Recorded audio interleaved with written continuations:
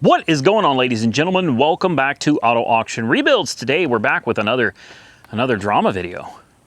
I saw a lot of your comments. I really took the time to go through the comments on the videos of the Durango RT that I just bought and the Ram 2500 Cummins that I just bought. And man, I want to tell you something, guys. You guys got me thinking. Here I am sitting here thinking I got a great deal. I'm doing all right in the world, and I see like 90% of the comments are saying, Randy, dude, you got screwed. So I thought maybe I'd make a video, we could address some things, and maybe we could try to work through this together and find out, did the dealership actually screw me? Or did I actually come out okay? And I've had a lot of people asking, did I trade in the Challenger, or I forget, I don't drive this car enough, I don't even know what it is anymore. Do I still have the Charger? Did I trade it in? I still have the Charger. It's sitting right here, guys. I told you in the previous video, if you watched it, what we traded in. We traded in Jessica's Mustang GT that she's had for 3 years. That's it. This car, I can't trade in. I'm stuck with this for 3 years, like 2.5 years now. I'm stuck with this car, okay? Now, when it runs, I love it because it is phenomenal to drive. In fact, I'm thinking about making a video here in the very near future attempting to drive this car that's always broken. It spends more time in the dealer than it does in my driveway, all the way to Indiana and back. I have to go up there to pick out cabinets and countertops and, you know, all that good stuff for the interior remodel. And I thought, well, maybe it'd be fun to try to take this car and see if it'd make it. It made it the first time, but it's been having so many problems lately. I honestly don't know if I don't know if I want to take it. I was going to at first because it was doing so well, and then it started having all kinds of trouble. And now I'm literally afraid that this car may not make it. And I don't have time. That's the thing. Like, if this was just for content and it was just, oh, fun, let's see what happens, that'd be great. I don't have the time for this. I'm trying to open this place up as a dealership, a retail dealership. I've got a lot going on in my life. I'm sick. I don't have time to get stranded on the side of the road in another state and find a dealership that can't fix it. You know what I mean? So we'll see. But if you guys want me to, I will. Okay, that's what we'll do. I'll let you guys decide. Drop your comments below and tell me. Do you want me to take the General Lee on the road trip to Indiana? It's going to be somewhere around 1,400 miles round trip in a car that's broken 90% of the time. If you guys want me to, hit the thumbs up button. Let me look at those likes. Drop your comments below, and if you want me to take it, I'll do it. Screw it. I'll do it. I don't care. Whatever. We'll figure it out together, guys. Okay. So now let's get on to some of these questions, some of the comments, and one of them was, you should have just kept the Escalade. The Escalade is perfect for towing. It's perfect for hauling. You did not need a truck. And I'll be honest with you, you're 100% right. You're not going to hear me call you out or talk trash to you. You're absolutely right. This truck hauls just fine. Just fine. Now, if I was going to continue using this for hauling, for towing, for daily use, these things wouldn't be a problem. But for hauling, here's what I need to do. I told you guys before, the air suspension in the back is getting weak. The compressor is original to this truck. So are the rear shocks. It's got 100,000 miles on it. It's a 2008. All right. Now, under normal driving conditions, and you can see this thing has not been started in... Jason drove this last and parked it here, and that had to be 2 weeks ago. The suspension is fine. It's not sagging. It's not sinking. It holds itself just fine. The problem is when you put a trailer, especially a trailer with like a car on it, that air suspension can't hold up to it anymore, and this thing goes easy to replace. That little compressor down there, I can get the whole kit on eBay for like $300. The air shocks, go ahead and replace those while you're at it, so you've got everything brand new. Air shocks, another $300 or $400. So for about $700, you can have new air shocks and a new compressor, and yeah, you'd be able to throw a trailer on this thing with a car, and this thing would haul like nobody's business. All-wheel drive, 6.2 liter. It's got plenty of power, plenty of torque. Absolutely. I could have done that. I'm not going to try to make excuses. At the end of the day, here's the reason why I didn't. It's got 100,000 miles on it, and it's older. That's it. That's the reason. I just don't want to risk there being any problems down the road. It doesn't matter how good something runs and drives right now. Guys, I have owned hundreds and hundreds and hundreds and hundreds. I mean, many, many hundreds of cars throughout my life. And I have learned one thing about cars, new and old. It doesn't matter how great they run right now. 10 minutes from now, these things can be on the side of the road. This is proof. The proof is in the pudding on this one, okay? It doesn't matter. These things could be on the side of the road at any moment. And I don't know if you guys know, but like engines for these, the 6.2 transmission, these things can be expensive. Front differential, rear differential, you've got your hubs, you've got your transfer case. There's a lot of moving parts in these things. And this one's got 100,000 miles on it.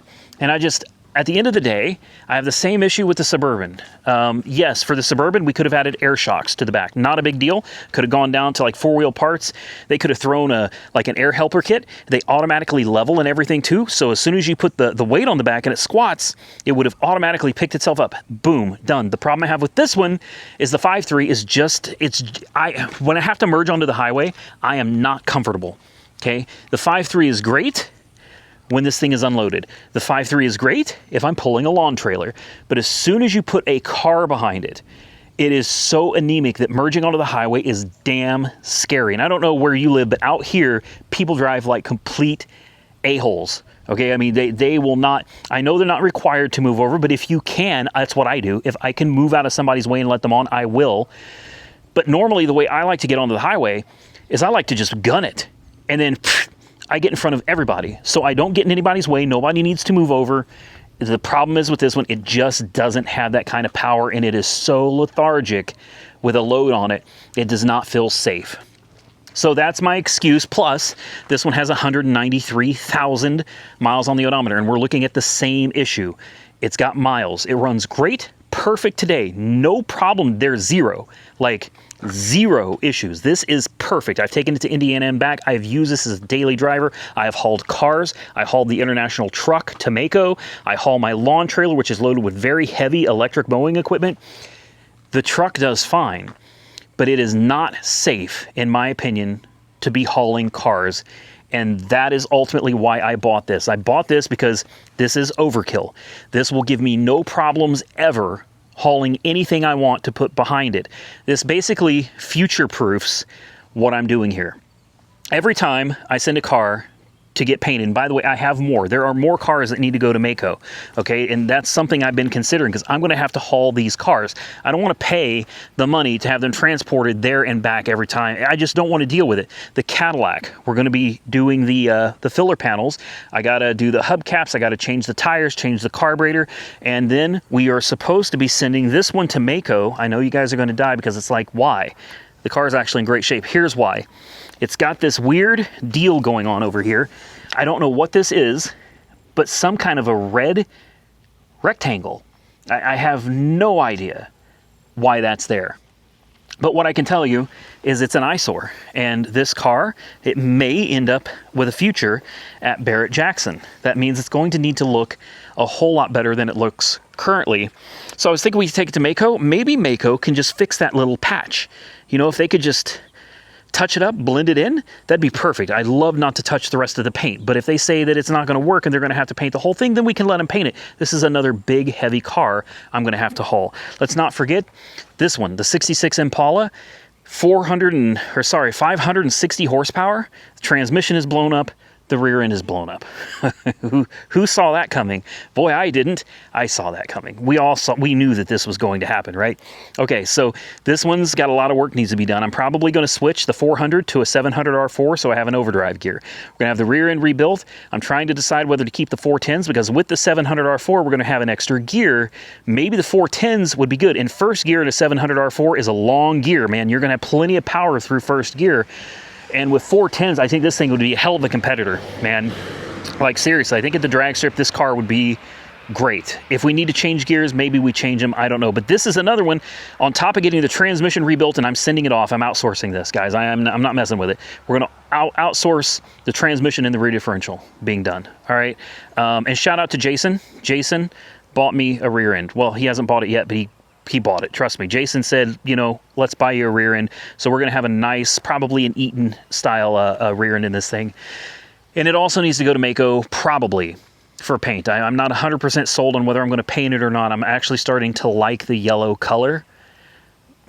You guys drop a comment below and tell me what you think. But this car is going to need to be hauled regardless. And I mean, I've got more cars out here that need work. I've got parts I need to go get. The Saturn Vue, such a nice car, but it's ugly. You know what I mean? It's an ugly car. It's desperately in need of paint. The body's great. The body is great on this. It's just missing its clear coat. This thing doesn't even have hail damage. All right, it's in really good shape. It just needs a fresh coat of red paint. Mako, they'll charge me like $500 or $600 to do that. All right, so I'm gonna have to load that up and I'm gonna haul that as well. So the international truck is already at Mako. So we're going to and that thing on the Suburban was not fun, guys. I did not enjoy that trip one bit. I have to go pick it up when it's done. So you see what I'm saying? I have a lot of cars that are going to need to be hauled, and whether you agree with my decision or not is irrelevant. This is my decision. This is my choice. I decided to go pick this up, and mainly because the price was so good. It was so good. And this being a tradesman, the base model, the lowest of the low, having so many options like adaptive cruise control, LED lights, all right, rain sensing windshield wipers. I mean, all the chrome is fine. I don't care for chrome, but and then the 12-inch, what is this, Sync 5 or whatever they call it. Ow! Don't tell me I got freaking ants on me again. Are you kidding me? Are you serious right now? These things have been eating me alive out here, man.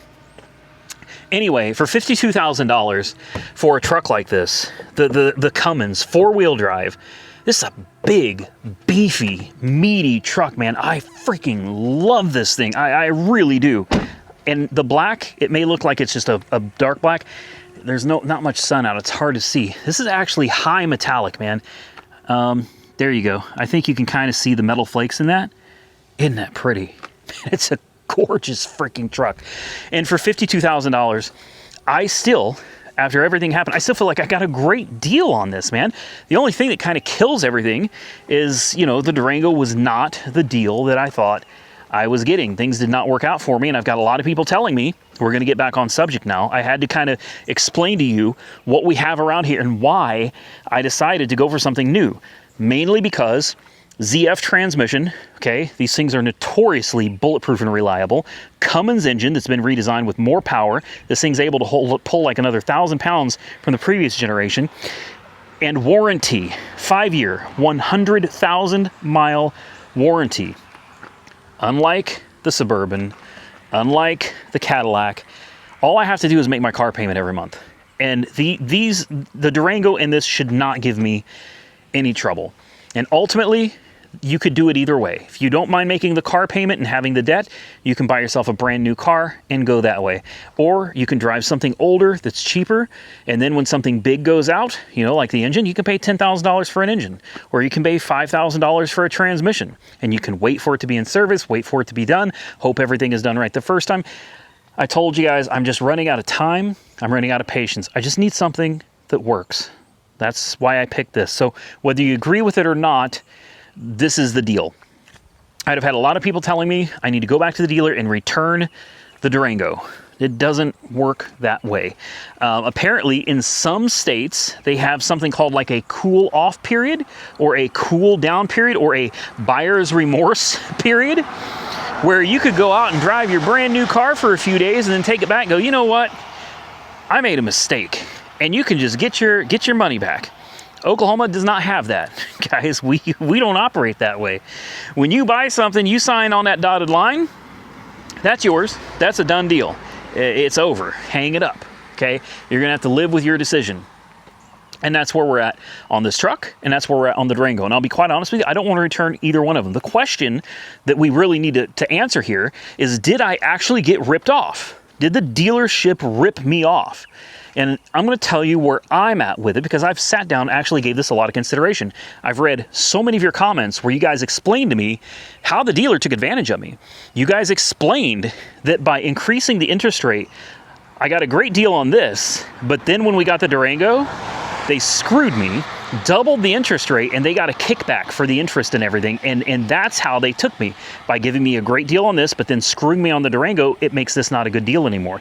I read through all the comments. A lot of you seem to really know how this finance stuff works. I don't. A lot of you came out and said, I thought you were a car dealer, Randy. Don't you know how this stuff works? You should do better than... No, I don't. Guys, I am not a big-time, multi-million-dollar car dealership. I am a hole in the wall with 20, 23 cars on a good day. All stuff that is typically, you know, sub $10,000. We have a few expensive ones, like the Prowler. That was like $23,000, $24,000, and I've got about 20 grand in the Impala. We've got a few. The SRT 10 Ram, that one's obviously worth a little bit of money. We've got a few, and this one was $20,000. But for the most part, you know, these are not high dollar cars, and I'm a wholesale dealer, not a retail dealer. So after reading the comments and really thinking about it, let me tell you what I think about this situation. I'm going to tell you if I think I got scammed, screwed, or not. And my answer is no, I don't think I got screwed, guys. I don't.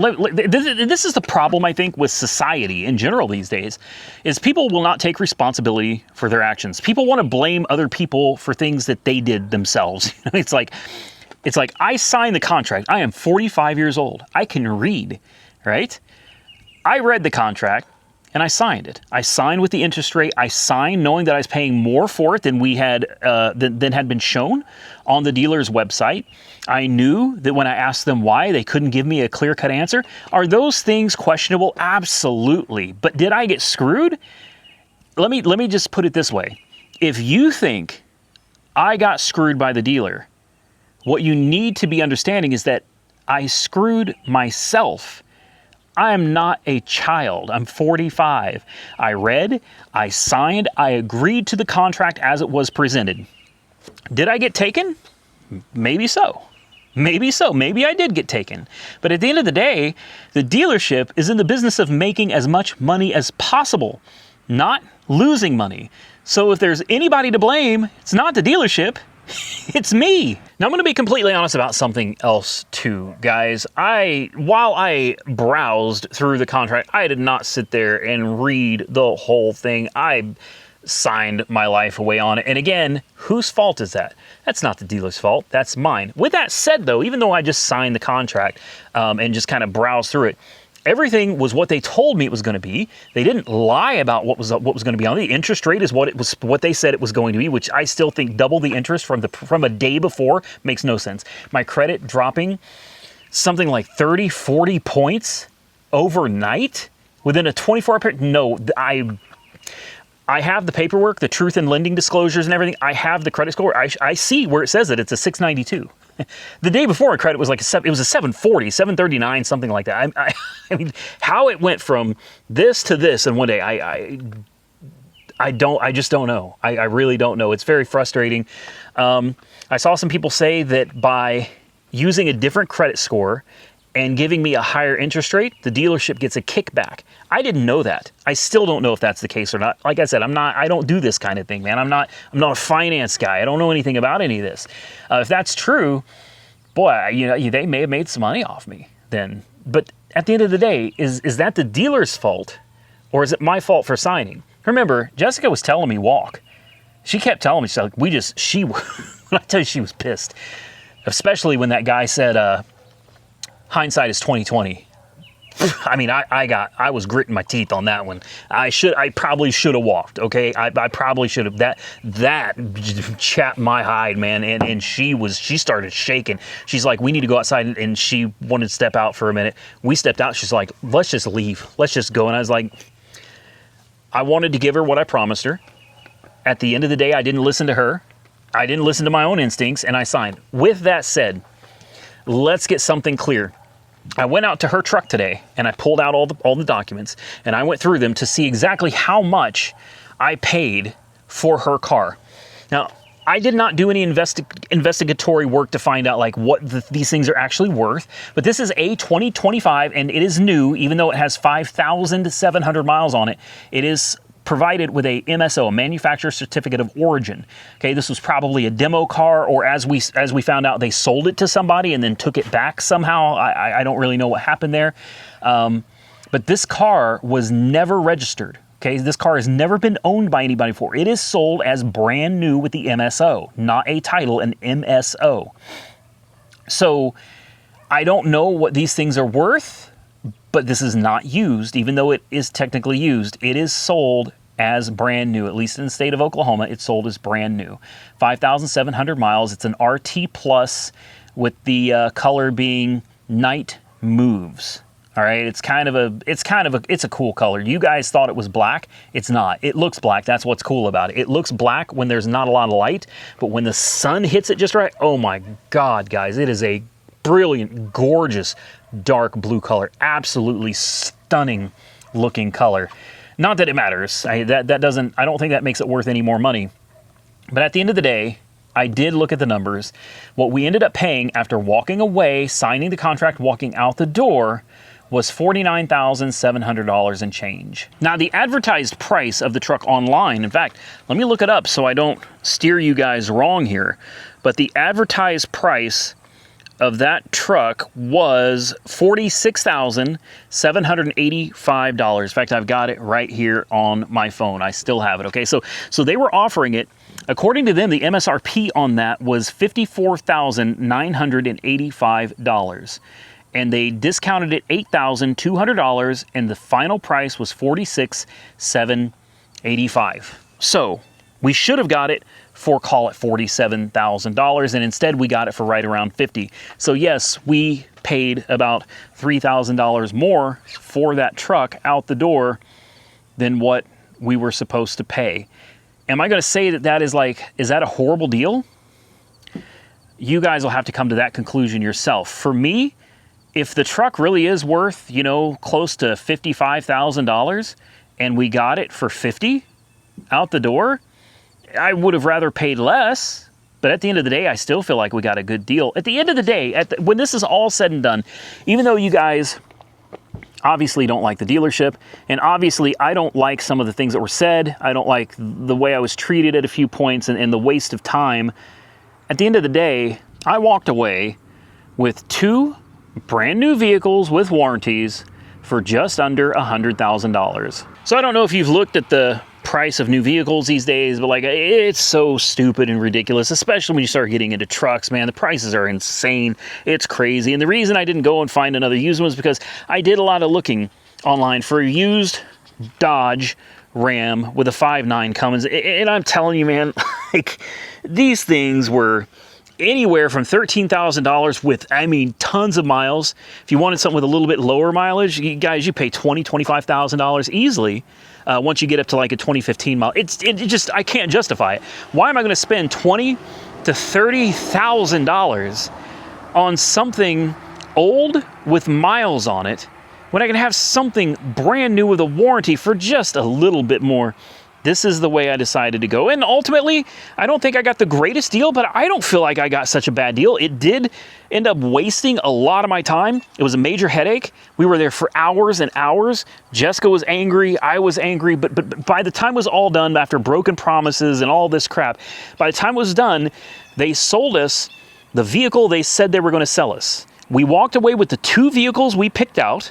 I signed the contracts and agreed to the terms. So at the end of the day, if you're going to blame somebody, the only person really to blame is me. Now, I got a lot of you asking me, am I ever going to go back to David Stanley again? A lot of you have said, don't ever go back there. They see you coming, they take advantage of you. And again, I'm not inside the finance department, so I don't know what they're making off of me. Here's what I know as a small dealership myself. I know and understand and accept that dealers are in the business of making money. Doesn't matter who you are, they're going to make money. Because if dealerships don't make money, they're not going to stay in business. You have to understand, big multi-million-dollar dealerships like this, they have lots of overhead. I'm sure the property they're on is not cheap to maintain, to keep operating. They send their salespeople to training classes to teach them how to kind of get you to sign contracts, to buy warranties and things. It may not... You may not think it's fair the way things are done, but at the end of the day, these dealerships are not here to play games and lose money. They're here to make money. Don't forget the commissions that they give their managers, that they give their employees, their salesmen and saleswomen for selling cars. Okay, they spend a lot of money to make a lot of money. And in a business like that, there's just not a whole lot of room for the customer to walk away on top of the deal, okay? I'm happy with the truck. Jessica is happy with her Durango. We're glad it's all behind us. As to whether I will ever go back to that dealership again, I wish I could sit here and say yes. I'm a creature of comfort, a creature of habit. I'm used to going there. I'm used to being able to walk in and walk out getting whatever I want. But ultimately, this last experience was not the same. Things are not the same as they used to be when I went there. Everybody was still very friendly and pleasant and polite. I don't want to make it seem like people were mean or nasty or rude. It wasn't like that at all. It's just there was something about the atmosphere there it just wasn't the same. So most likely, I'll probably still go and get my services and stuff done there and everything. I don't have a problem with anybody there. I don't know. I love my Mopars. I don't think I'm going to walk away from Mopar, but I think, you know, come next time, we might end up going to a different dealership. And Jessica and I discussed this before we went out and dropped $100,000 on 2 vehicles. We really did sit down. We discussed how much we anticipated all of this costing and if it was worth it for both of us. Ultimately, I did not need the truck, but she was going to get the Durango regardless. You guys saw the previous videos. I hope you saw that, you know, that's her only car for the wintertime. And a lot of you are like, well, why don't you give her the Suburban? Guys, this is just me personally. The Suburban's nice, and she loves the Suburban. This is not like she wouldn't take it or she wouldn't take the Escalade. That's not it at all. She's not that kind of a woman, all right? She's happy with anything. But the Mustang is not safe. We're quickly approaching fall, and we're going to be leading into winter. Well, last winter, she had a really scary incident because all she had to drive was her Mustang GT. And she ended up off the road in the ice. She couldn't get out. She was stuck in her car, and she almost got hit 3 or 4 different times in a very short period. And that car terrifies her now. As we're getting closer to winter, she really wanted something else. I cannot, in good conscience, be driving around in a brand new car, okay? Look at me, I'm driving around in my new car. Whoa, yeah, this is great. And then I got my fiance, like the love of my life, riding around in a 100,000 mile, 20-year-old Cadillac, or a 200,000 mile Escalade or Suburban in the middle. I can't. I'm not that guy. I'm traditional. I feel like my woman should have at a minimum equal to what I'm driving, if not better than what I'm driving. I'm going to tell you right now, her Durango was just a couple $1,000s cheaper than my Ram. But when we're talking about like something that you're going to daily drive and use on the regular, the Durango is a far better daily driver than the Ram 2500. So I feel good knowing that at this point, we're kind of on the same page. Ignore that I also own the Charger. She can drive this too. She prefers not to because she says people give her dirty looks in it. I've never seen that. All I've ever seen is people giving thumbs up, smiling, waving, honking. I've never gotten a middle finger that I've seen in this car, but she is very uncomfortable driving this around. But this is like a community car. She can drive it, Nick can drive it, I could drive it. It doesn't matter. Anybody could drive this car. But this is mine, and the Durango is hers. And that's the end of the story. With that, I'm going to get out of here, ladies and gentlemen. You guys are going to do what you always do. You're going to drop your comments below, and hopefully some of you are a little more respectful this time. I see just these nasty comments come in, and unfortunately, I'm just the type of person going to get nasty right back. So I prefer not to do that, so try to be respectful. Leave constructive criticism. That's fine. Just be respectful. Drop your comments below. If you enjoyed this video, hit the thumbs up button and let me know. If you think I got screwed, let me know in the comments. If you think I actually came out with a pretty good deal on both cars, considering less than $100,000 for 2 brand new cars, let me know that as well. Till next time, stay safe out there, everybody. I look forward to seeing you all again very soon in the next one.